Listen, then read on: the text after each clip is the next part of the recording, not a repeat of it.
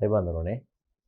අපි මේ සාකච්ඡා කරමින් ඉන්නේ 10 ශ්‍රේණියේ දූ දරුවන්ගේ භාෂාව හා සාහිත්‍ය පොතේ පාඩම් මාලාව. මම පුතාලා දන්නවා මේකේ තියෙන සියලු ව්‍යාකරණ පාඩම්, ප්‍රධාන පාඩම් මේ වෙනකොට සාකච්ඡා කරලා ඉවරයි.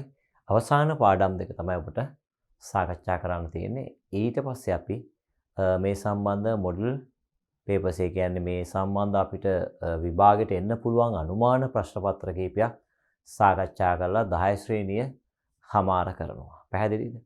අද සාකච්ඡා කරන්න තියෙන සුවිශේෂී පාඩමක් ඒ තමයි.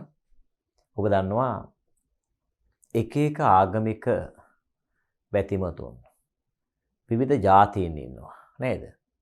ඒ හැමෝටම ආවේනික ආගමක් නැත්නම් දර්ශනයක් විවිධ සංස්කෘතික උත්සව තියෙනවා.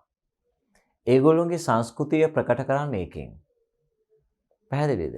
දැන් සිංහල හින්දු අලුත් අවුරුද්ද. දැන් වෙසක් උත්සවය, පොසොන් උත්සවය නේද? ජාතික උත්සව තියෙනවා. ඒතර විවිධාකාරයේ උත්සව විවිධ ආගම් පදනම් කරගෙන, විවිධ ජාතීන් පදනම් කරගෙන නිර්මාණය වෙලා තියෙනවා. දැන් රාමසාන් උත්සවය ඉස්ලාම් බැතිමතුන් පාදක කරගෙන නේද? ඒ වගේ ලෝකයේ ක්‍රිස්තියානි භක්තිකයන් පාදක කරගත්ත තියෙනවා නේද? පාස්කු උත්සවය. නේ? ඒ වගේ තියෙන සිංහල හින්දු අලුත් අවුරුද්ද වගේ නත්තල් උත්සවය නේ? එතකොට ඒ වගේ එහෙම ගෝත්‍රික කණ්ඩායම් වලට ආවේනික ඒවා තියෙනවා නේද?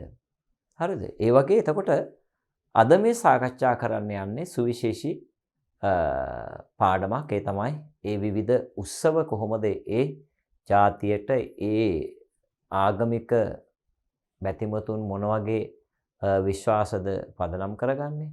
ඒගොල්ලෝ ඇයි මේ වගේ උත්සව සංවිධානය කරන්නේ? ඒකේ අරමුණ මොකක්ද? නේද?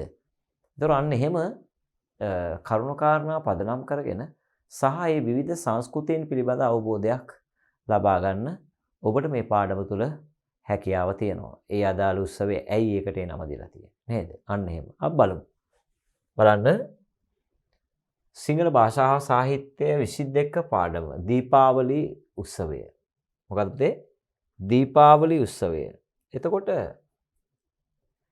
දීපාවලි බලන්න මේ වචනයම තියෙන්නේ මේ දීපදන ආවලි. ආවලි කියන්නේ තද්දිත ප්‍රත්‍යක්. රාජාවලිය. පූජාවලිය. සද්ධර්ම රත්නාවලිය. බලන්න එතකොට මේ වචන තේරුම හදාගන්න පුළුවන් නේ ඔබට නේද? බලන්න. මම ඒ ටික කියා දෙන්න කලින් ඉස්සෙල්ලා අපි පදේම හැදිච්ච හැටි බලාගෙන යමු. දීපාවලිය. ඒ වගේ කොහොමද නිර්මාණය වෙන්නේ? දීපදන ආවලිය. හරිද?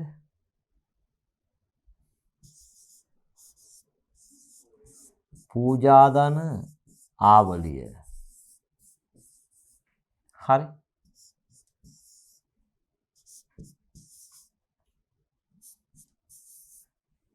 ඊට පස්සේ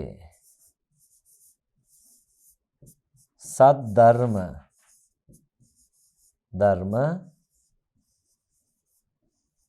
රත්න ආවලිය. සද්ධර්ම රත්නාවලිය. සද්ධර්මයේ නැමැති මණික් අමුල් ලද මාලය. ආවලිය කියන්නේ වැල සමූහය. right? රාජාවලිය අන රජුරුවන්ගේ පෙළ ගැස්ම, පේලිය. එතකොට දීපාවලිය, දීපදන ආවලිය, දීපාවලිය කියලා එන දීප කියන ආලෝකේ, ආලෝක වැල සමූහය, පූජා වැල සමූහය, සද්ධර්මයේ නැමැති මණික් අමුල් ලද මාලය, වැල සමූහය. පැහැදිලිද? අන්න එතකොට මේ ආවලිය කියන තද්දිත ප්‍රත්‍යයෙන් තමයි මේ පදය නිර්මාණය වෙලා තියෙන්නේ. ආවලිය කියන එකේ අදහස තමයි පේලිය සමූහය කියන එක. පැහැදිලිද?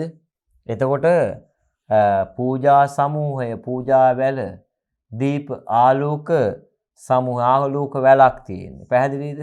බලමු අපි එතකොට. බලන්න. යම්කිසි රටක පැවැත්වෙන උත්සව, චාරිත්‍ර, වත් පිළිවෙත් හා ඇදහිලි එම රටේ වසන ජනයාගේ අනන්‍යතාව පිළිබිඹු කරන කැටපතක් බඳුය. මේ පිළිබඳ අවබෝධයෙන් කටයුතු කිරීම සාමකාමී සහජීවනයට මෙන්ම ජාතික ආගමික සංහිඳියාවටද ඉවහල් වේ. හින්දු ජනයාගේ ජාතික හා ආගමික උත්සවයක් වන දීපාවලිය හා බැඳුණු චාරිත්‍ර විධි හා සංකල්ප ඉදිරිපත් කරන මේ පාඩම අන්තර්ජාලයෙන් ලබාගත් තොරතුරු ඇසුරෙන් සකස් කරන ලද්දේ. හරි. එතකොට ඔබ දන්නවා ඔය දීපාවලි කියන උත්සවය ගැන අපි කතා කරන්න හදන්නේ. ඉතින් මේක මේ අන්තර්ජාලයෙන් අරගත් එකක්. අන්තර්ජාලයට ගියහම ඔයාලට මේකේ තව විස්තර හොඳට බලන්න පුළුවන්. මොකද විවිධ අය මේකට විග්‍රහ කරලා තියෙනවා. පැහැදිලිද? දැන් අද වෙනකොට තාක්ෂණයේ දියුණු වෙලා තියෙන්නේ. ඕන දෙයක් අන්තර්ජාලයට ගිය ගමන් අපිට බලා ගන්න පුළුවන්. ඉගෙන ගන්නනේ දැන් බලන්න දැන් මේ උගන්වන්නේ මේ අන්තර්ජාලයෙන් ඔබට ගන්නනේ. නේද? ඔබට මේ ඔක්කොම YouTube එක හරහා ලස්සනට ඉගෙන ගන්න අවස්ථාව තියෙනවා. ඉතින් YouTube ගිය ගමන් අපිට ඕනම එකක් ඉගෙන ගන්න ඔක්කොම පාඩම් හැම જાතියක්ම තියෙනවා. නේද? දැන් රට යන්න ඕන නම් IELTS නම් IELTS exam ඒකට තමන් පුරුදු පුහුණු වෙන්න අන්න පාඩම දාලා තියෙනවා. තොරතුරු තාක්ෂණය නම් අන්න දාලා තියෙනවා. පැහැදිලිද? මේ හැම එකක්ම පිළිවෙලකට ලස්සනට පාඩම් හිටින විදියට වැඩසටහන් පෙළ ගස්සලා තියෙනවා. ඉතින් ඒ නිසා හරි සුවිශේෂයි. ඔබටත් මේ පාඩම අතිශයින්ම වැදගත්. අපි බලමු එතකොට මේ දීපාවලි උත්සවය සම්බන්ධ මේ ඔබ දන්නවා ඒ උත්සව රටක අනන්‍යතාවය නේ. දැන් අපේ රටේ අනන්‍යතාවයට ගොඩක් ඒවා තියෙනවා. දැන් හිතන්න දළදා පෙරහැර මංගල්‍යය. ලෝකේ වෙනත් රටවල් වල නැති තරම් සුවිශේෂී පෙරහැර මංගල්‍යයක් අපිට තියෙනවා. නේද? සිංහල හින්දු අලුත් අවුරුද්ද. ඒ රට තුල තියෙන සුවිශේෂතා. පැහැදිලිද? ඒතර මෙහි තියෙන වෙසක් මංගල්‍යය වෙනස්. පැහැදිලිද? එහෙනම් මේ රටේ අනන්‍යතාවය ප්‍රකට කරන කදිම අවස්ථාවක් තමයි දරුවනේ මෙන්න මේ කියන මේ සුවිශේෂී උත්සව ටික. රයිට්? අපි බලමු මේ උත්සව පිළිබඳ කොහොමද විග්‍රහ කරලා තියෙන්නේ කියලා බලන්න. හින්දු උත්සව අතුරෙන් දීපාවලිය හෙවත් දීපාවලිය ඉතා වැදගත් හා වර්ණවත් උත්සවයකි නේද? අර තියෙන්නේ දීපාවලි දාට දීපාවලි සඳ අරන් සින්දු හැදෙනවා මේවට.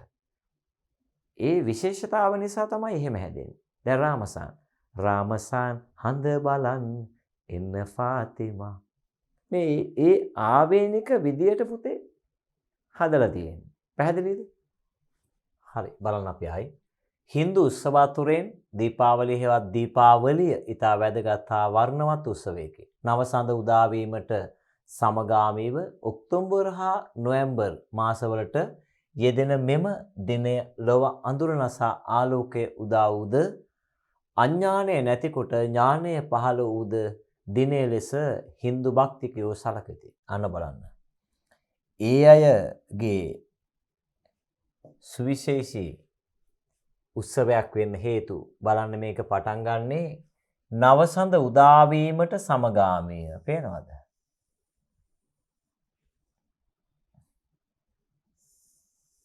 නවසඳ උදා වීමට පෙර මොන මාස දෙකේ? ඔක්තෝබර් හා නොවැම්බර්. හරි? මේක ලොව බලන්න. අඳුර නසා ආලෝකය උදා වූද බලන්න අඥානය නැතිකොට කියන්නේ අනුවන නැතිකොට ඥානය පහළ වූද දිනය ලෙස හින්දු භක්තිකයෝ සලකති. එහෙනම් නුවණ පහළ වෙන එක.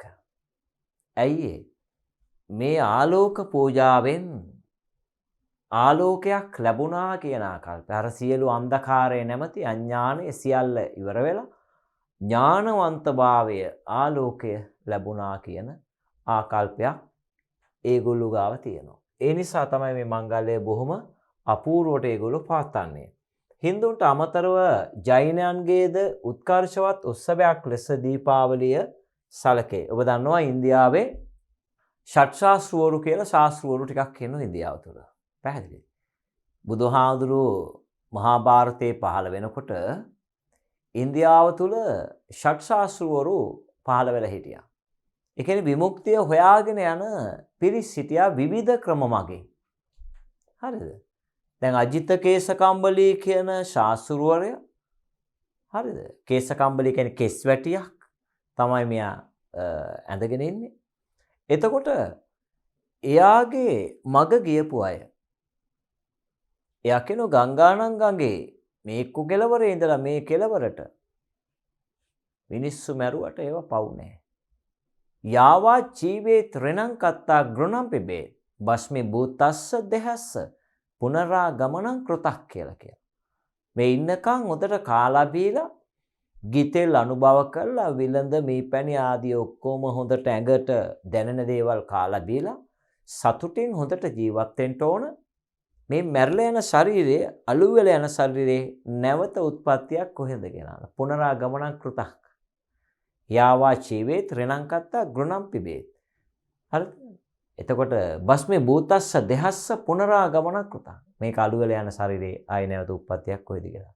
මොකද ඉන්දියාව දන්න මරුණාම අනිවාර්යයෙන්ම පුච්චනවා තර දාලා. එතකොට මේ අලු ටික ආයි උපදිනවද කියලා අහනවා. කවුද මේ? අජිත කේසකම්බලී. එතකොට නිගණ්ඨනාත පුත්ත. නිගණ්ඨනාත පුත්ත කියලා කියන්නේ ඇඳුමක් නැතුව මහා දැවැන්ත පූර්ණ අවිහිංසාවාදය මුල් කරගත්ත ආගමක් තිබිච්ච අදහපු ඒකේ නිර්මාතෘවරයා තමයි පූර්ණ අවිහිංසාවාදයේ නිර්මාතෘවරයා තමයි නිගණ්ඨනාත පුත්ත කියලා. නිගණ්ඨ ඇඳුමක් නැහැ. මෙහෙම ඔහොම හරිය හිමින් යන්නේ ඒගොල්ලෝ ඔහොම. පැහැදිලිද? ඒ අය දැන් අද වෙනකොට අර්ධ පාලක බවට පත් වෙලා තියෙනවා. භාගයක් පාලක. ඉන්දියාවේ පුදුම සැලකිලි ඇයට. ඒගොල්ලෝ උදක පාරිශුද්ධිය ලබනවා. උදක කියන්නේ ජලය. උදේ පාන්දර ජලයට බහැලා ජලයෙන් පාරිශුද්ධ වෙනවා පව් හොදනවා කියලා. ඒතර මහා දවල්ට ගිනිමැලයක් ගහගෙන තමන්ගේ ශරීරයේ දවනවා. right? පිටිපස්ස මෙහෙම ඇඟ බොහොම අල්ලගෙන ඉන්න මොන පව් පිච්චෙන්නේ කියලා. හවසට ඔළුවෙන් හිටගෙන ඉන්නවා. බුදුහාමුදුරුවෝ ගිහින් අහනවා. ඇයි ඔය ඔළුවෙන් හිටගෙන ඉන්නකොට මම කොහොමද පේන්නේ? ඔබ වහන්සේ මට පේන්නේ කන පිට විදියට කියලා. කන පිට ගිහිලා. බුදුහාමුදුරුවෝ වෙලාද කියනවා. ඔයාගේ දර්ශනයක් කන පිට. ඇයි ඒ? පූර්ණ අවිහිංසාවාදීව ජීවත් වෙන්න අමාරුයි. පාරේ යද්දී කූඹි එක්කත් පෑගෙන්නේ නැති වෙන තමයි ඒගොල්ලෝ බොහොම පරිස්සමට යන්නේ. ඉතින් ඒගොල්ලෝන්ට ගමන් කිරීම හරි අපහසුයි. දුවලා පැනලා යන්නේ නැහැ. ඉතින් ඒගොල්ලෝ හරි ප්‍රතිපත්තිකරුකයි ඒ. නිර්වතින් තමන්ගේ ආගම සීකරගෙන ඉන්න කොච්චර ඉවසීමක් ඉක්මීමක් තියෙන්න ඕනද? මෙහෙම බොහොම පරිස්සමට තනිකර පූර්ණ අවිහිංසාවාදී දර්ශනයක් තියෙන චරිත ශාස්ත්‍රවේද තමයි නිගණ්ඨනාත. ඉතින් අන්න ඒගොල්ලොන්ගේ තිබුණා මේ ආලෝක පූජාවක්, පව් දුරලීම. දැන් ජලයෙන් පව් හේදුවා නේද? තමන්ගේ තව තියෙන ඒ ඔක්කොම ඈත් කරා. ඒ රස්නය තුල ශරීරයේ අර ක්ලේශ ධර්ම නැති වෙලා යනවා. කෙලෙස් ධර්මතාවයන් ඒ දහණය කරා කියලා තමයි ඒකෙන් ගම්මේ කරන්නේ. එතකොට අන්න Hindu භක්තිකයන්ට ආවේනික උත්සවය ඉන්දියාව තුළ බදන්න ඉන්දියාවේ මං කිව්වේ විවිධ ඇදහිලි හා විශ්වාසයෙන් සංස්කෘතීන් සෑහෙන 1000කට එහා තියෙන විවිධ සංස්කෘතීන්ගෙන් ආඩ්‍ය රාජ්‍යයක් ප්‍රාන්ත 25ක් තියෙන ඒක ප්‍රාන්තයක් සමහරට අපේ රට වගේ සෑහෙන ගුණයකින් විශාලයි. ඔය දන්න ලෝකේ වැඩිම ජනගහනය ඉන්න රට චීනයේ දෙවෙනියට ඉන්නේ ඉන්දියාව. ඉතින් ඉන්දියානු අර්ධද්වීපය තුල නේද? ඉන්දියාව සහ අපි. ඒ ඉන්දියාව මෙහෙමනේ.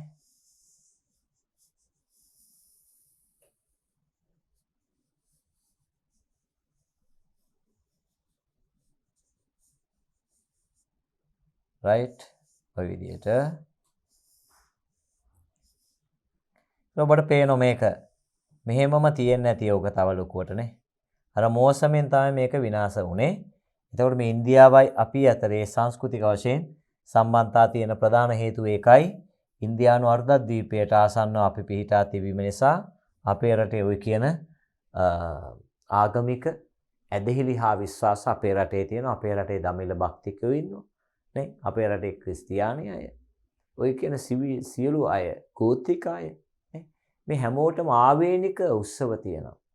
දැන් අපි ගන්නවා වැද්දෝ ගන්නවා. කිරිකොරහමන් ගන්න. ඒගොල්ලෝගේ හරි අපූර්ව උත්සව තියෙනවා වැද්දන්ට. ඒ වගේ දැන් මේගොල්ලොන්ගෙත් අපූර්ව උත්සවයක් තමයි. ඒක බොහොම ලස්සනට ගන්නවා. ජෛනයන්ගෙත් ඒ විදිහටම තමයි. ජෛන කියලා කියන්නේ නිගණ්ඨ නාථපුත්තගේ දහම. ජෛන ආගම කියලා කියන්නේ ඒකට. පූර්ණ අවිහිංසාවාදය තමයි ඒකේ තියෙන ජෛන ආගම. ජෛන ආගමේ නිර්මාතෘ එහෙනම් කවුද? නිගණ්ඨ නාථපුත්ත. අද වෙනකොට මේගොල්ලෝ අර්ධපාලක භාගයක් වහගෙන තමයි ඉන්නේ. හැබැයි සමහරු ඉන්නවා සම්පූර්ණ නිගණ්ඨයෝ විදියටම. පැහැදිලිද? හරි. පහන් හෙවත් ආලෝකය යන අර්ථය ඇති දීප යන පදයට නේද? පේලිය හෙවත් දාම යන අර්ථය ඇති ආවලිය යන පදයට එක්වීමෙන් සෑදුණු දීපාවලිය යන්නේ ආලෝක පේලිය යන අර්ථ ප්‍රකාශ වේ. දැන් එහෙනම් ආලෝක පේලිය දීපාවලිය දීප කියන්නේ පහන්නේ නේද? පහන් හෙවත් ආලෝකය ප්‍රදීප දීප කියන්නේ පහන්. ඒතර ප්‍රදීප කියලාත් කියනවා පහන් වලට. ප්‍රදීපය. එහෙනම් දීප දීප්තියක් ගෙන දෙනවා, ආලෝකයක් ගෙන දෙනවා. රයිට්? බලන්න එහෙනම්. දීප යන පදයට පේලිය හෙවත් දාම යන අර්ථය ඇති. රයිට්? ආවලිය එහෙම නැත්නම් මේකට වැල කියන සමූහය කියනවා. යන පදයට එක්වීමෙන් සැදුණු දීපාවලිය යන්නේ ආලෝක පේලිය. අන්න ඔබට පෙළ පොතේ ප්‍රශ්න අහලා තියෙනවා. දීපාවලිය යන්නේ අදහස.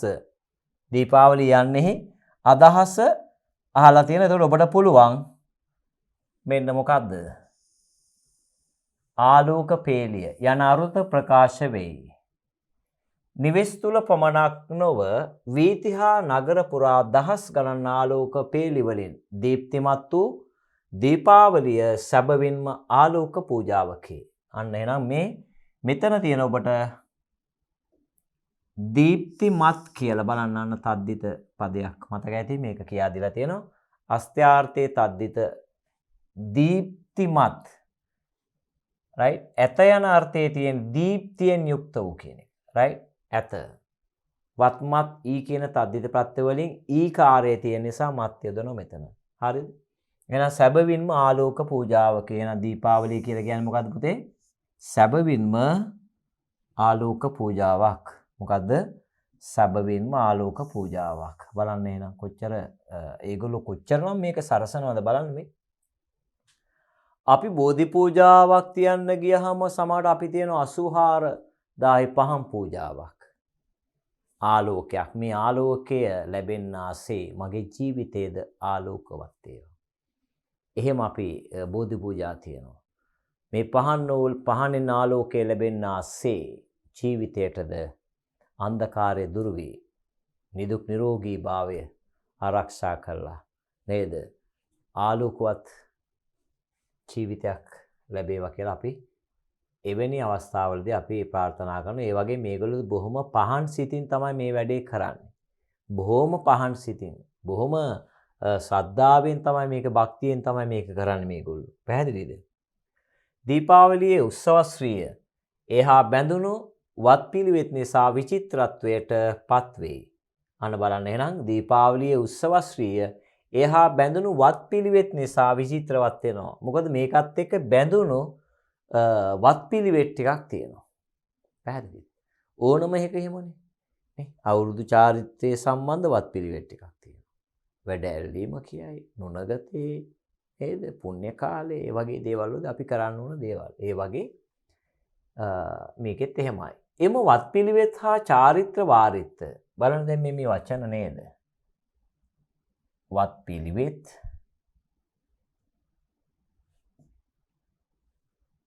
චාරිත්‍ර වාරිත්‍ර වත්පිළිවෙත් ප්‍රදේශයෙන් ප්‍රදේශයට වෙනස් මුහුණු වරක් ගනී. ඇයි ඒ? ඔබ දන්නවා දමිළ මිනිස්සු යාපනයේ අය සහ නුවරඑළියේ අය අතර වෙනසක්. සිංහල මහනුවර අය සහ පහත රටාය. මේගොල්ලෝගේ සිරිත් විරිත් තියෙනවා. චාරිත්‍ර වාරිත වෙනස්. ඒ කුල ભેදයත් එක්ක එහෙම වෙනස් වෙන එක පැත්තකින්. පැහැදිලිද? ඒතර ඒක ප්‍රදේශයෙන් ප්‍රදේශයට උපසංස්කෘතියෙන් ගොඩනැගිලා තියෙනවා. පැහැදිලිද? ඒ ප්‍රදේශයට ආවේනික උපසංස්කෘතියක් තමයි එතන ගොඩනැගෙන්නේ. කාලයක් තිස්සේ ඒ ප්‍රදේශය තුල පැවතගෙන එන සංස්කෘතියක් තියෙනවා. ඒක යාපනයේ අය යාපනයේ විදිහට තමයි සමරන්නේ. යාපනයේ අය එන්නේ නැහැ අර විදිහට සමරන්නේ. ඒගොල්ලෝ එහෙමයි. ඒක සාමාන්‍ය ස්වභාවයක් තමයි රටක ප්‍රදේශයෙන් ප්‍රදේශයට භාෂාවත් වෙනස්. දැන් සිංහල භාෂාව කියන්නේ කතා කරන විදිය ඒ ප්‍රදේශයෙන් ප්‍රදේශයට වෙනස්. පැහැදිලි. දකුණු පළාතේ ඇහැකි කියලා කියනවා. පුළුවන්. ඔහෙලට ඇහැකි. දැන් මෙහි ඔයාට පුළුවන්. හරිද? ඒ පැත්තේ මක්කැයි දොඩන්නේ. මෙහි මොනවද කතා කරන්නේ? පැහැදිලිද? එතකොට ඒක උච්චාරණෙත් එහෙමයි. උච්චාරණෙත් සමහරලාට කුරුණෑගල පැත්තේ ඈතට වෙන්න ගියාම අදිනවා. පැහැදිලිද? පුතාලා කාලක් දන්නේ ඉන්නේ නේද? ඔන්නෝම අහනවා. එතකොට ඒ ප්‍රදේශයේ ඇදලා කතා කරන්නේ. හික්කඩු අම්බලන්ගොඩ ඒ පැත්ත. දකුණු පළාත. ඒ භාෂාවත් ඒ විදිය නම් ඔය උත්සවත් ওই විදියටම තමයි පුංචි පුංචි වෙනස්කම් ඇති වෙලා තමයි තියෙන්නේ. පැහැදිලිද? දීපාවලි සමයෙහි පැවැත්වෙන පුද පූජා, මන්ත්‍ර ජප කිරීම හා ස්තෝත්‍ර ගායනා වෙනත් දිනවල සිදු කෙරෙන ආගමිකවත් පිළිවෙත් වලට වඩා ප්‍රබල බව හින්දුන්ගේ විශ්වාසයයි. අන්න බලන්න. මේ එයලගේ මේ පුද පූජා, මන්ත්‍ර ජප කිරීම හා ස්තෝත්‍ර ඔබ දන්නවා ඔය එයාලගේ තියෙනවනේ ශ්ලෝක. මේ ශ්ලෝක ගායනා කරනවා. ඒව හොඳට උච්චාරණය කරලා ගායනා කරන ශබ්ද. ඒක වෙනදට වැඩිය මේක භක්තියෙන් බොහොම තැටි ලෙස ඒකට ගෞරවයක් දක්වමින් කරන්නේ. ගායනා වෙනත් දිනවල සිදු කරන ආගමිකවත් පිළිවෙත් වලට වඩා ප්‍රබල බව හින්දුන්ගේ විශ්වාසය තියෙනවා. හින්දු භක්තිකයන්ට අනුව දීපාවලිය සැමරීම වසර 3500කට පෙර සිට පැවතෙන සිදුතකි. අනේ නම් මේ දීපාවලිය දිගු ඉතිහාසයක් තියෙන උත්සවයක්. අන්න ඉතිහාසය අතින් ලොකු ඉතිහාසයක් තියෙන උත්සවයක් තමයි දීපාවලිය. අවුරුදු 3500ක ඉතිහාසයක්. බලන්නකො කොච්චර ඉතිහාසයක්ද. ලෝකේ සමහර රටවල ඉතිහාසයක් ඇත්තේවත් නැහැ. මෙන්න ඉතිහාසය. ඒගොල්ලොන්ගේ අනන්තතාවය ප්‍රකට කරන කදිම අවස්ථාවක්. ඒගොල්ලෝ අත්තපය දිගෑලා කියන බලන්න අපිට ලොකු ඉතිහාසයක් තියෙන බලන්න අපේ උත්සව ගත්තු තව 3500 ඉතිහාසයක්. මාරයි. ඒ සඳහා පාදක වන පුරාවෘත්ත කීපයක්ම හින්දු සමාජයේ ප්‍රචලිතයි. අන්න එනම් මේ ඓතිහාසික කතා ටිකක් තියෙනවා. අන්න අහලා තියෙනවා ඔබට. දීපාවලිය සම්බන්ධ පුරාවෘත්ත තුනක් නම් කරන්න. පැහැදිලිද? දීපාවලිය කියන එක අදහස දන්නෝ. පැහැදිලිද? ඒ සම්බන්ධ වේගලුන්ගේ වත්පිළිවෙත් ටිකක් තියෙනවා. දීපාවලිය සමයේ පැවැත්වෙන පුද පූජා, මන්ත්‍ර ජප කිරීම හා ස්තෝත්‍ර ගායනා වෙනත් දිනවල සිදු කරන ආගමිකයට වඩා මේකේ සම්පූර්ණ වෙනස්ම විදියක් යන්නේ එහෙනම් ඒ දීපාවලියත් එක්ක බැඳුම ඒවා. බලන්න එහෙනම්. ඔවුන්ට අනුව ශ්‍රී සම්පත්තියේ දෙවඟන වන අන්න පුතේ. ශ්‍රී සම්පත්තියේ දෙවඟන කවුද? ශ්‍රී ලක්ෂ්මී වන්දනාමාන කිරීම ඒගොල්ලොන්ගේ සුවිශේෂයි. කවුද? ලක්ෂ්මී වන්දනාව. ලක්ෂ්මී හෙවත් ශ්‍රියාකාන්තාව. ශ්‍රීකාන්තාව. ශීර සාගරයෙන් ප්‍රාදුර්භූත වූයේ දීපාවලි දිනයක. අන්න හොඳ. හිතී හැටියේ පහළ වෙනවා, ප්‍රාදුර්භූත වෙනවා. ශීර සාගරයෙන් හිටි ගමන් පහළ වූයේ දීපාවලි දිනයක. අන්න ඒ. කෘෂ්ණ දෙවිඳු නරකාසුරයා බලන්න. කෘෂ්ණ දෙවිඳු නරකාසුරයා පරාජය කිරීමේ පුවතද මේ දිනට යෙදේ. අන්න කෘෂ්ණ දෙවිඳු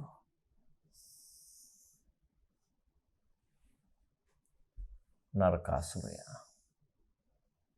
පරාජය කිරීමේ පුවතද මේ දිනට විදිය. රාවණා පරාජය කිරීමෙන් අවුරුදු 14කට පසු රාමා සීතා හා ලක්ෂ්මන් යලි ඔවුන්ගේ නිජබිම වන අයෝධ්‍යාවට පැමිණෙන්නේද දීපාවලි දිනයක බව හින්දු විශ්වාස කරති. අන්න එනම් දැන් මේ දිනේ අතිශය වැදගත් වෙන විදිහට තමයි මේගොල්ලෝ මේක උත්සවශ්‍රීයෙන් කරන්න හේතු තමයි පළවෙනි එක කෘෂ්ණ දෙවිඳු නරකාසුරයා පරාජය කිරීමේ පුවත මෙදිනට ඉදිරියට තියෙනවා. රාවණා පරාජය කිරීමෙන් අවුරුදු 14කට පසු රාම සීතා ලක්ෂ්මන් අන්න රාම සීතා ලක්ෂ්මන් යලි ඔවුන්ගේ නිජබිම වන අයෝධ්‍යාවට පැමිණෙන්නේද දීපාවලි දිනකට බව හින්දු විශ්වාස කරති. එන හින්දු විශ්වාස කරනවා මෙන්න මේ කතාව රාම සීතා හා ලක්ෂ්මන්. ඔබ දන්න රාම සීතා ප්‍රේම උතාන්තය. ජානකී හරණ කුමාරදාස රජතුමා ලියන්නේ. මේක අනුරාධපුර යුගයේ ලියවෙන්නේ.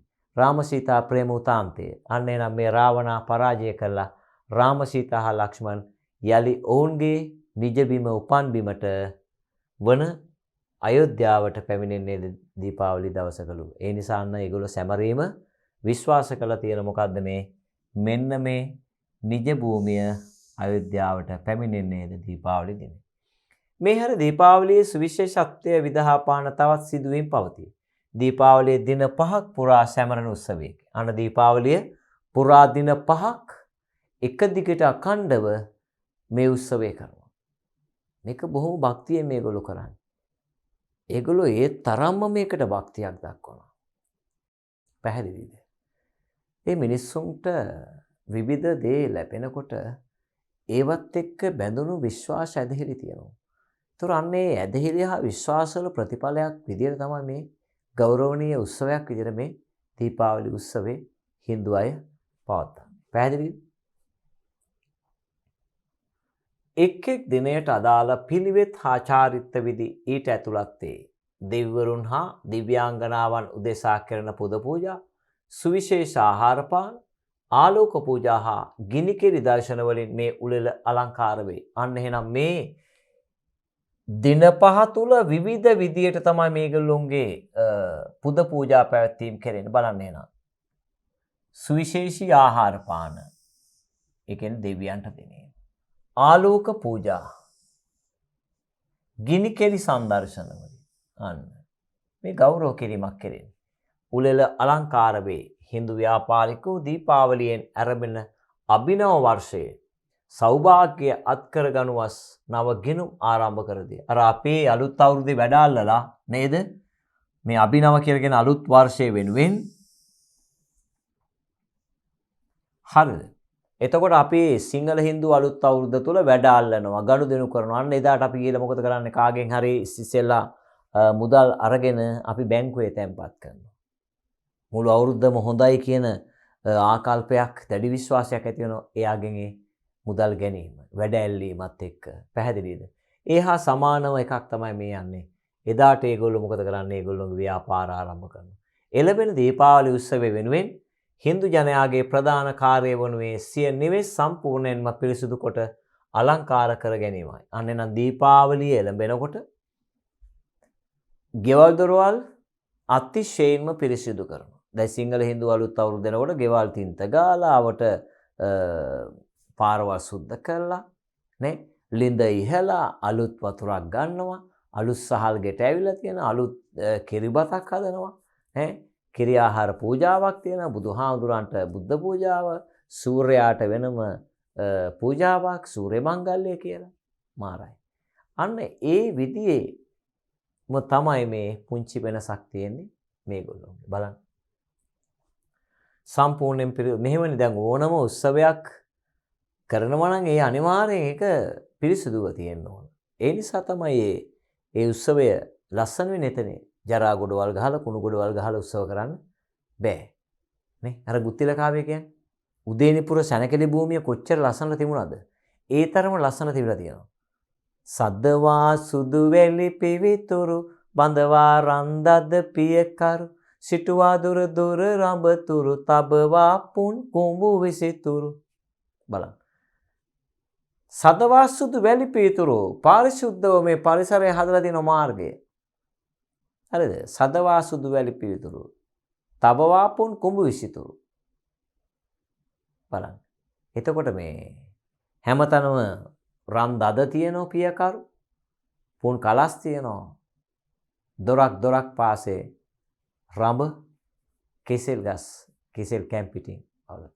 ඒ තරම් වෛචිත්‍ර පරිසරයක් මවලා පෙන්වන ගුත්තිල කතුවරයා. ඒ ඉන්දියානු පරිසරය එහෙමයි. උත්සවයක් කෙනකොට ඒගොල්ලෝ අනිවාර්යයෙන්ම ওই විදිහේ උත්සවයක් තමයි තියන්නේ. ඒගොල්ලෝ කෙසෙල් ගහට මුල් තැනක් දෙනවා. කෙසෙල් ගහට මුල් තැනක් දෙනවා. දීපාවලි උත්සවයේ ප්‍රථම දිනය කෘෂ්ණ පක්ෂයේ හෙවත් අව පක්ෂයේ 13 වන දිනයයි. අනේ නම් දීපාවලියේ පළමු දිනය කෘෂ්ණ පක්ෂයේ හෙවත් අව පක්ෂයේ 13 වන දිනයයි. ඔබ දන්නතර කෘෂ්ණ රජතුමා නේද? එතකොට ඒගොල්ලෝ ඒ පළමු දිනේ විදියට අව පක්ෂයේ 13 වන දිනේ විදියට තමයි ඒ ප්‍රථම දිනය පළවෙනි උත්සවයේ දීපාවලිය දවස් 5ක් යනකොට පළමු දිනේ අයිති වෙන්නේ. ඔබෙන් අහන්න පුළුවන් නේද? දීපාවලි උත්සවය තුල ප්‍රථම දිනේදී ඔබට ඉදි ගහන පේපර් එකට එන්න පුළුවන්. දීපාවලි උත්සවයේ ප්‍රථම දිනය යෙදී තිබෙන්නේ කුමන කාර්යයක් සඳහාද? එතකොට බලන්න අන්න කෘෂ්ණ පක්ෂයේවත් අව පක්ෂයේ 13 වන දිනේ යෙදී ඇති දීපාවලි දිනේ කුමන දවසේද? පළවෙනි දිනේ. අන්න එහෙම අහන්න පුළුවන්. එහෙනම් ඔබ ඒවට සූදානම් වෙන්න ඕන. ධනත්‍රයෝදර්ශී හෙවත් දාන් ටෙරස් යනුවෙන් හඳුන්වනු ලබන මේ දිනයෙහි හින්දු භක්තිකයෝ අලුත් ඇඳුම් මිලදී ගනිති. අන්න බලන්න. දැන් ඒතකොට ඒගොල්ලෝ මේ අපි අලුත් අවුරුද්ද ඇඳුම් ගන්න යනවා වගේ නේද? අපි නම් ඒකේ වෙලාවක් බලන්නේ අපි අලුත් අවුරුද්ද අලුත් ඇඳුම් අලුතේ පාටක් තියනවා අඳින්න නේද? ඒ ගොඩාක් වත්වේ චාරිත්‍රවත් ගොඩාක් තියෙන එකක් තමයි සිංහල හින්දු අලුත් අවුරුද්ද. නේ?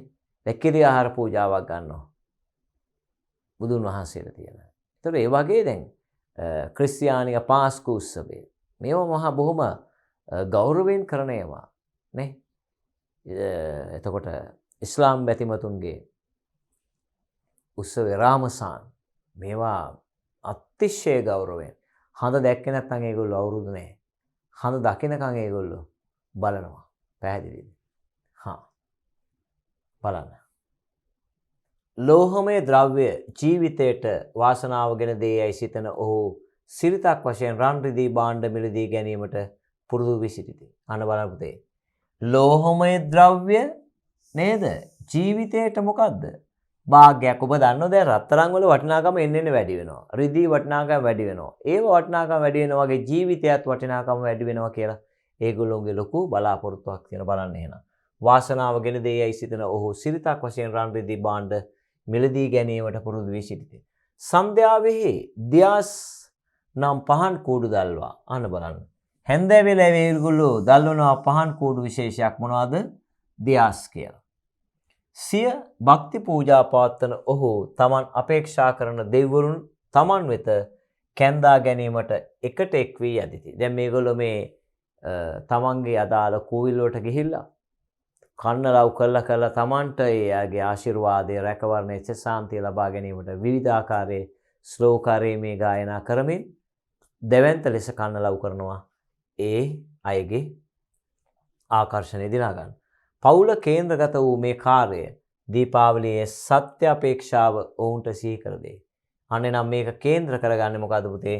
gedara පෞල කේන්ද්‍ර කරගෙනයි මේක සිද්ධ වෙන්නේ. පෞල කේන්ද්‍රගත වූ මේ කාර්යය එකතු වෙලානේ මේ කරන්නේ. සියලු දෙනා එකතු වෙලා බොහොම ගෞරවාන්විතව තමයි මේ වැඩසටහන කරන්නේ නේ. දීපාවලියේ දෙවන දිනය කෘෂ්ණ පක්ෂයේ හෙවත් අව පක්ෂයේ 14 වන දිනේ වේ. අනේ නම් කෘෂ්ණ පක්ෂයේ 13 වන දිනේ තමයි පළවෙනි දිනේ. 13 වන දිනේ පළවෙනි දිනේ. දැන් පාඩම් කරගන්න ලේසි.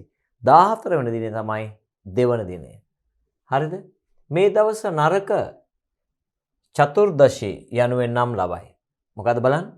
නරක චතුර්දශී යනුවෙන් නම් ලබයි. විෂ්ණුගේ අවතාරයක් වන කෘෂ්ණ විසින් නරකාසුරයා පරාජය කරනු ලැබීම සීගන්වන මේ දිනය නරක අභිබවා යහපතද අඳුර අභිබවා ආලෝකයේද ජයග්‍රහණය කළ දිනය ලෙස සැලකේ. අන්න එහෙනම් නරක චතුර්දශී කියලා පැහැදිලි කරන්නේ නම් විෂ්ණුගේ අවතාරයක් වන කෘෂ්ණ. එහෙනම් කෘෂ්ණ කියන්නේ විෂ්ණු දෙවියන්ගේ අවතාරය ඔබ දැකලා ඇති ඒගොල්ලෝ ඒ පින්තූරයක් තියෙන අවතාරය.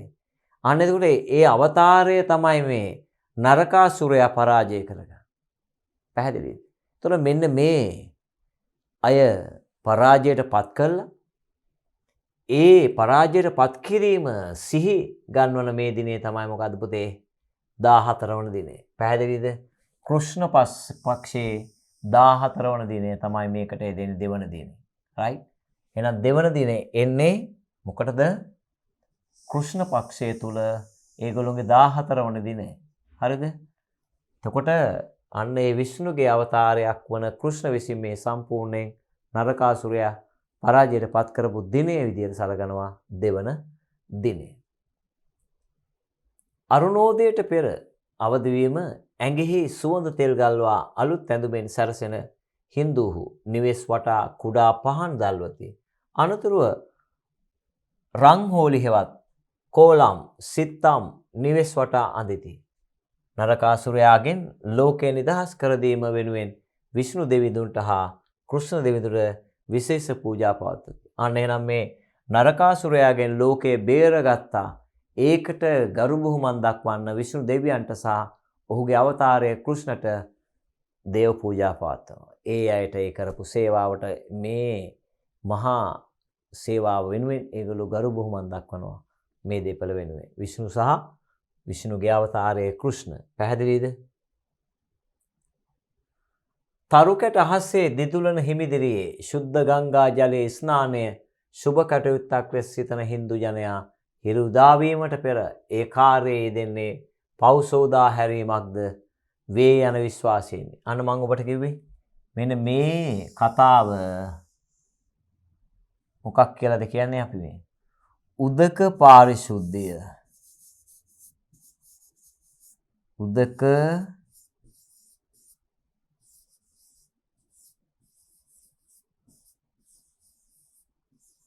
උදක පාරිශුද්ධිය. උදක කියන්නේ ජලය, ජලයෙන් පිරිසුදුභාවය ඇති කරගන්න. උදක පාරිශුද්ධිය.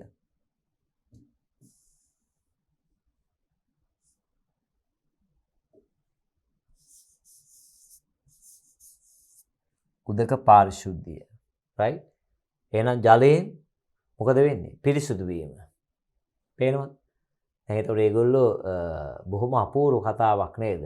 පව් සෝදා හැරීමයි කියන්නේ ඉරුවෙලිය වැටෙන්න පෙර කළුවරේ බහිනවා. ඉරුවෙලිය උදා වෙනකොට අර පව් ටික හේතුණා කියන ආකල්පයක් විශ්වාසයක් ඒගොල්ලෝ ගාව තියෙනවා. පැහැදිලිද? එතකොට පූජාවෙන් පසුව හින්දු දරුවෝ රතිඤ්ඤා දල්වමින් නරකාසුරයා පරාජය කිරීම සංකේතවත් කරදී. අන්න බලන්න පූජාවෙන් පසුව හින්දු දරුවෝ මොකද කරන්නේ? රතිඤ්ඤා පත්තු කරනවා.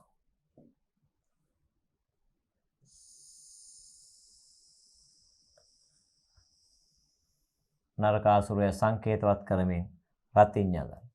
පවුලේ අය හා හිතමිතුරන් සමග එක්ව ආහාර ගනිමින් මේ දිනෙහි ප්‍රීති ප්‍රමෝදය ඔහු භුක්ති විඳිති.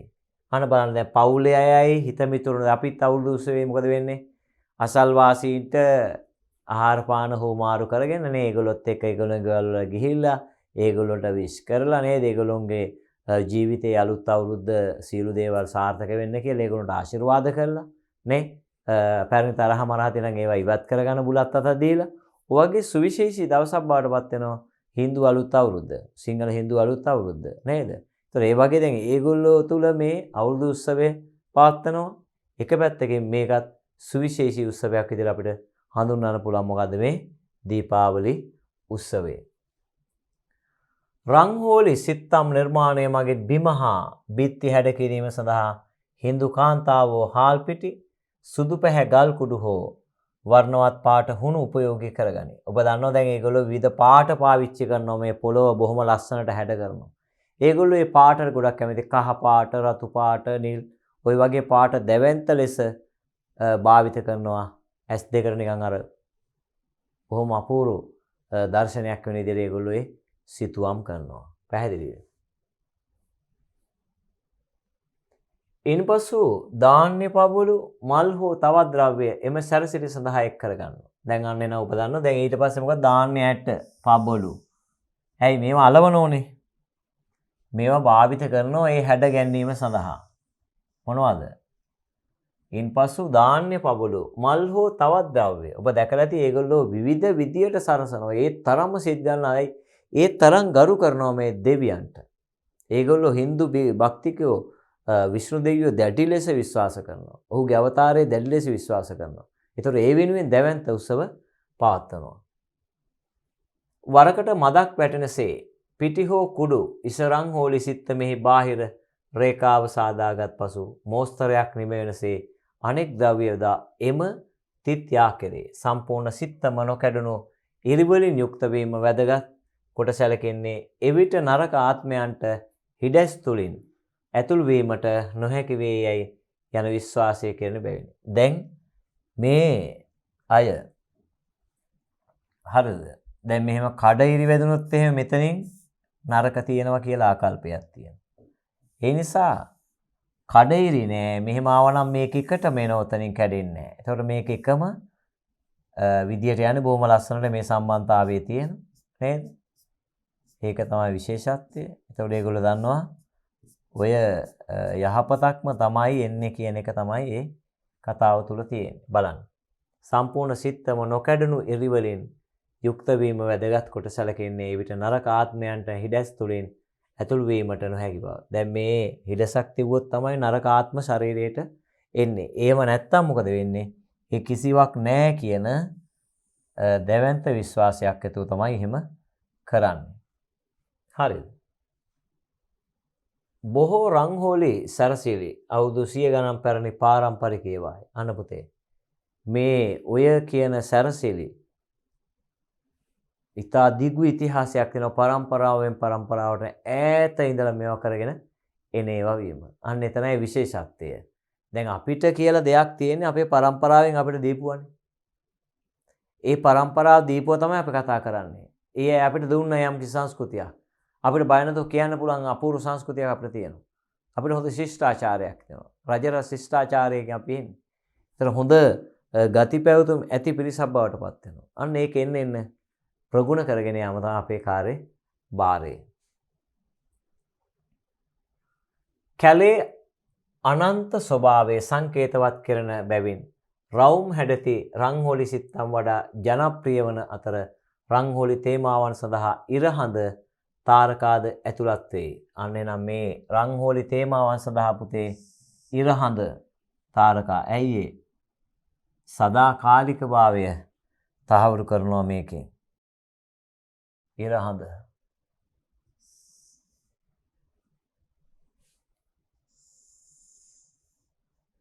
ඇතැම් ප්‍රදේශවල මාළුන් කුරුල්ලන් අලි ඇතුන් මල් හා මිදි වැල්වල රූපද රංගෝලි සිත්තම් වල දක්නා ලැබේ. අනේ නම් ඇතැම් ප්‍රදේශවල මාළුන් ඉන්නවා කුරුල්ලන් ඉන්නවා අලි ඇතුන් ඉන්නවා නේද? ඒතර මෙන්න මෙහෙම ඒ ප්‍රදේශවල සරසලා තියෙනවා රංගෝලි සිත්තම්. පේනවද මේ එයාලගේ මේ විචිත්‍ර භාවය? දැන් විවිධ වර්ණ ගන්නලා මේ බොහොම පුදුම සැරසිල්ලක් මේ කරලා තියෙන්නේ. පේනවද? ඉතින් මේක විශේෂයි. මේක එයාලටම ආවේනික සංස්කෘතියක් පේනවද මේ? මේ නිර්මාණය දැක්කහම හරි අපූර්වත්වයක් තියෙනවා නේද? ඒ පාට භාවිත කරලා එහෙනම් ඒ උත්සවයටම ආවේනික සුවිශේෂී සැරසිලි ටිකක් තමයි මේ තියෙන්නේ. පැහැදිලිද?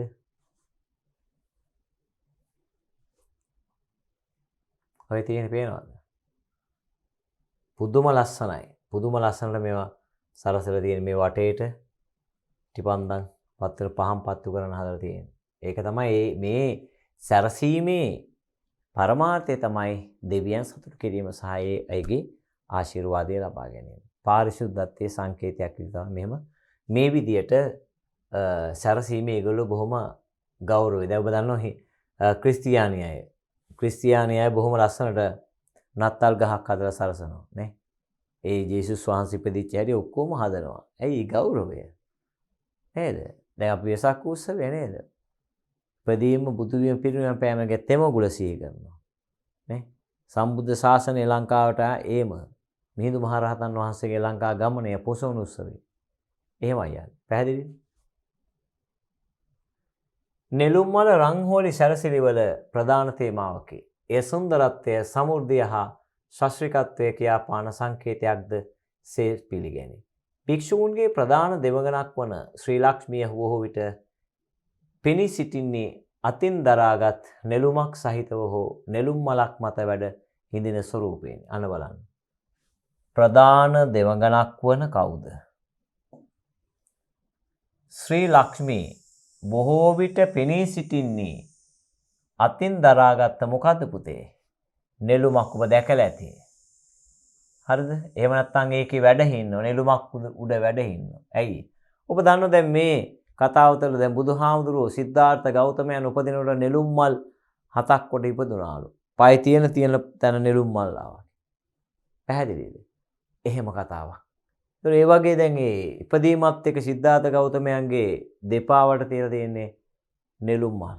පාරිශුද්ධත්වයේ සංකේතය. අතිශය පාරිශුද්ධත්වයේ සංකේතය තමයි නෙළුම් කියලා කියන්නේ. ඇයි ඒ? නෙළුම් මල පාරිශුද්ධභාවයට ගන්න හේතුව තමයි පුතේ නෙළුම් මල පිපෙන්නේ විලේනේ. ඒතර මේ විල තුල නෙළුම් මල උඩට එනවා ජලයෙන්. ජලයෙන් උඩට එනවා මෙහෙම. උඩට ඇවිල්ලා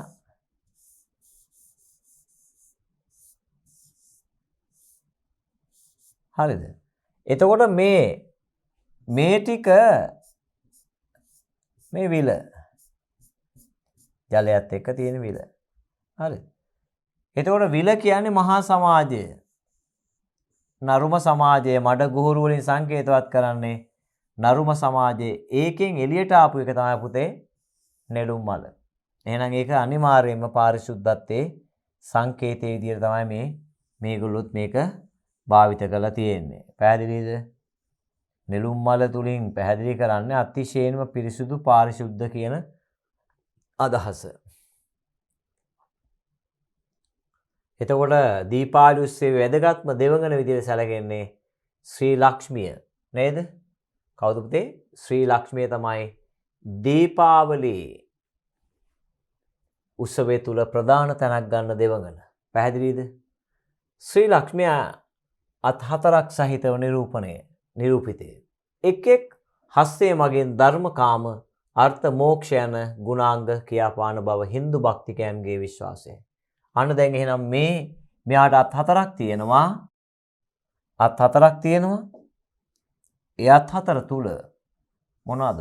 ධර්ම, කාම, අර්ථ, මෝක්ෂය යන ගුණාංග කියාපාන බව හින්දු භක්තිකයන්ගේ විශ්වාසයයි. දීපාවලි උත්සවයේ 3 වන දිනේ දෙන්නේ අදාළ මාසයේ අමාවක පොහෝ දිනයටයි. අන්න එහෙනම් 3 වන දිනේ සෙට් වෙන්නේ හරියටම අමාවක පොහෝ දිනයක.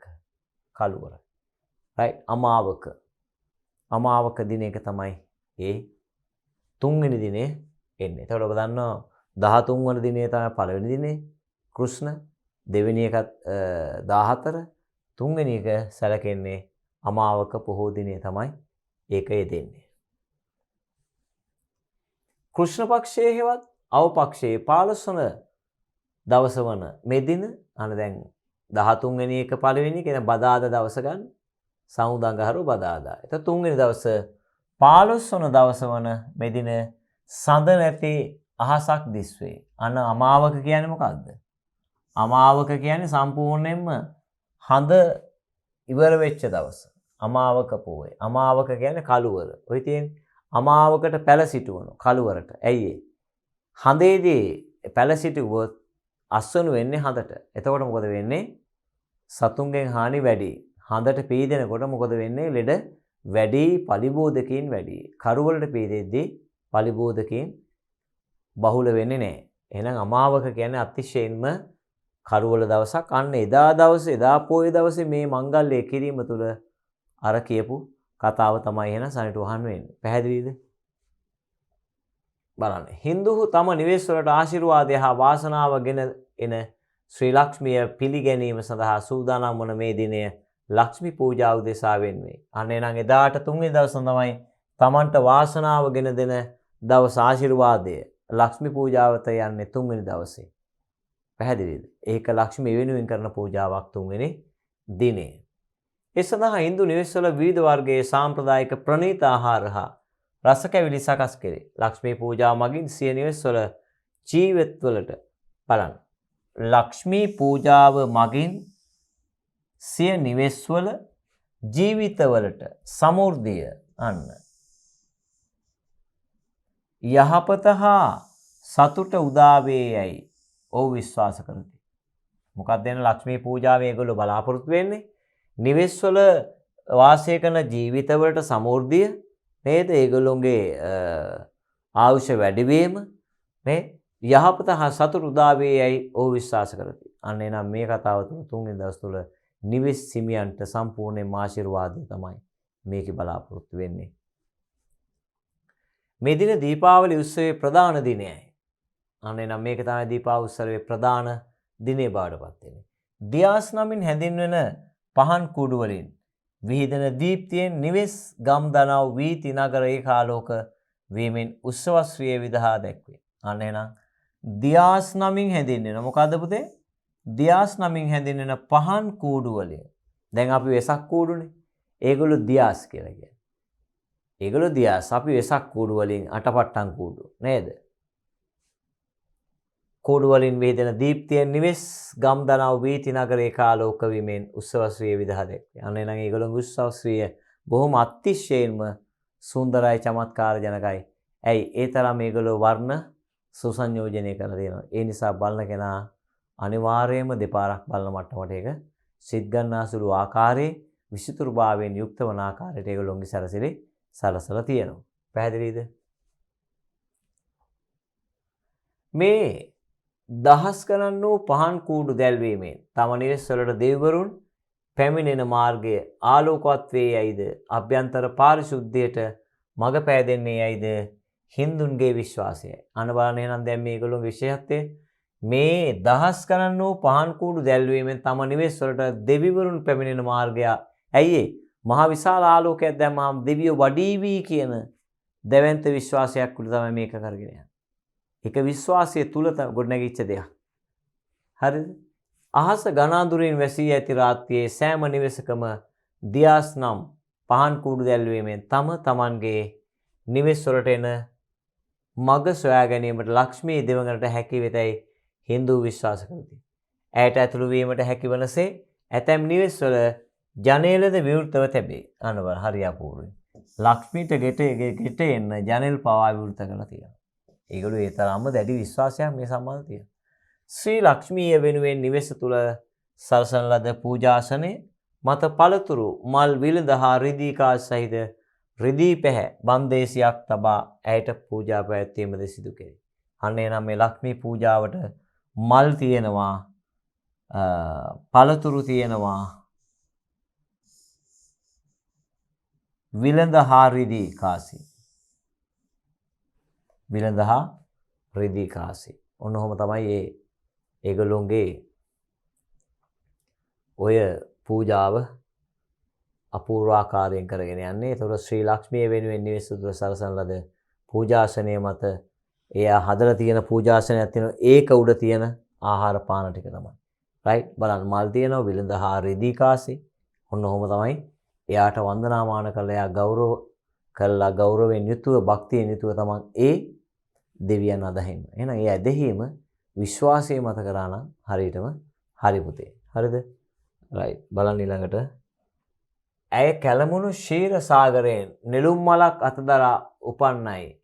හින්දුන් විශ්වාස කරන බැවින් ලක්ෂ්මියගේ රුව සහිත කාසි පිළිරු දැඩි භක්තියෙන් යුතුව කිරිදියෙන් නහවා නෙළුම් මලේ පැහැයට සමාන වනසේ රතු පාටින් වර්ණ ගන්නවා. දැන් එහෙනම් ඒගොල්ලෝ දැඩි විශ්වාසයක් තියෙන මොකද්ද පුතේ?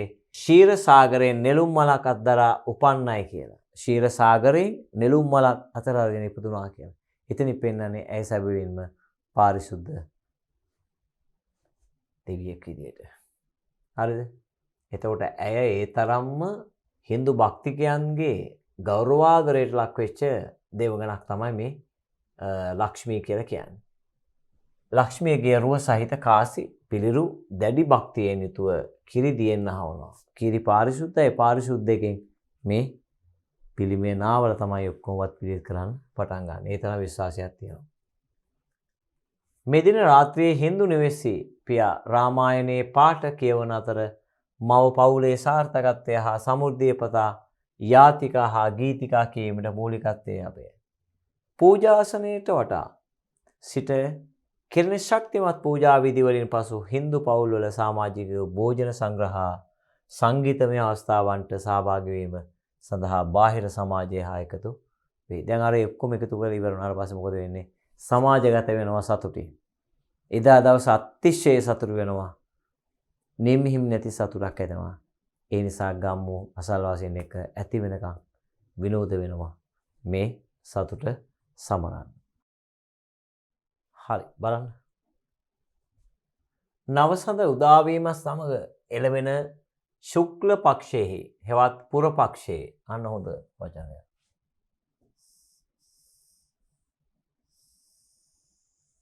පුර පක්ෂයට කියන පර්යාය පදයක්. ශුක්ල පක්ෂයේවත් පුර පක්ෂයේ ආරම්භක දිනය දීපාවලි උත්සව සමයේ සිව්වන දිනය. අන්න බලන්න. නවසඳ උදාවීමත් සමග එළඹෙන ශුක්ල පක්ෂයේ හෙවත් පුර පක්ෂයේ ආරම්භක දිනය දීපාවලි උත්සව සමයේ සිව්වන දිනය. සිව්වන දිනය පළවෙනි 13 14 15 16 එහෙනම් 16 වෙනි දිනේ තමයි. නේද? කෘෂ්ණ හතරවෙනි දවස් එතකොට. බලන්න.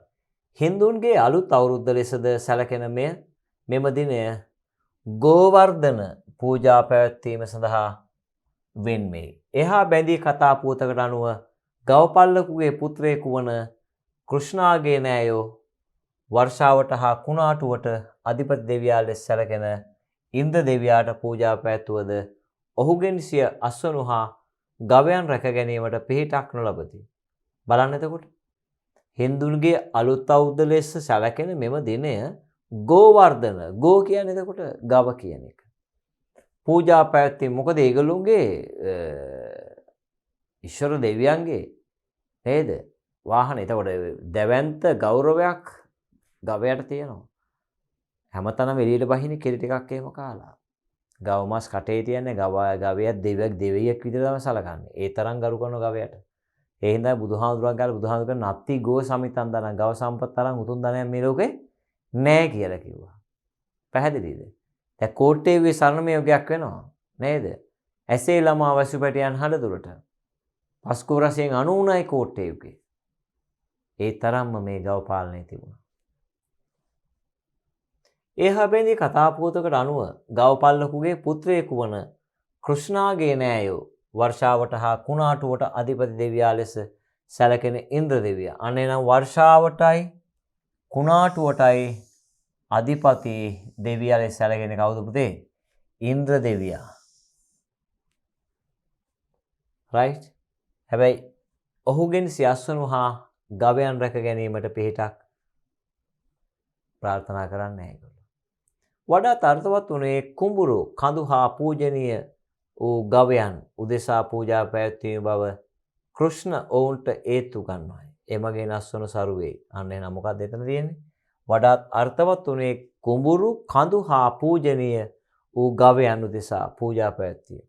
දැන් මේ ආයත පූජා පැවැත්වීමේ ඒකායන පරමාර්ථය තමයි පුතේ තමන්ගේ අස්වනු අටකොටු පොරවා ගැනීම. නේද? එහෙනම් මේකේ විශේෂත්වය ඒකයි.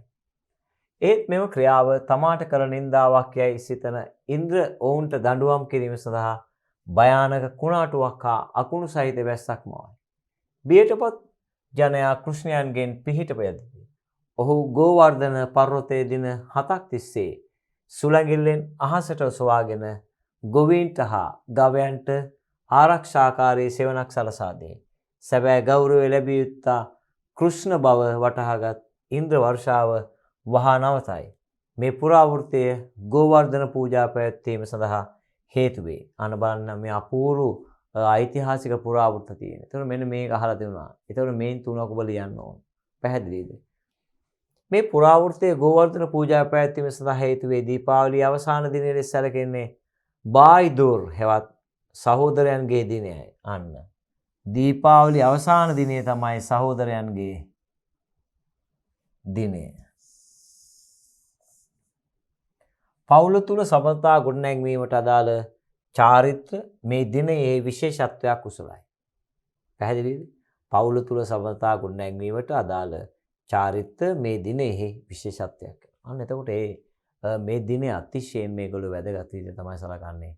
පවුලේ හැමෝගෙම අභිවෘද්ධිය නිර්මාණය වෙන නේද? සුවිශේෂී උත්සවයක් සුවිශේෂී මංගල්‍යයක් විදිහට තමයි මේගොල්ලෝ දීපාවලිය සමරන්නේ. ඒ තරමට ඒකට ගෞරව කරනවා. ඒකෙන් ඒගොල්ලෝ ගොඩාක් බලාපොරොත්තු වෙන්නේ අඥාන බව දුරු කළා ඥානවන්තභාවයෙන් ආලෝකේ ජීවිතය ආලෝක වෙන්න කියලා.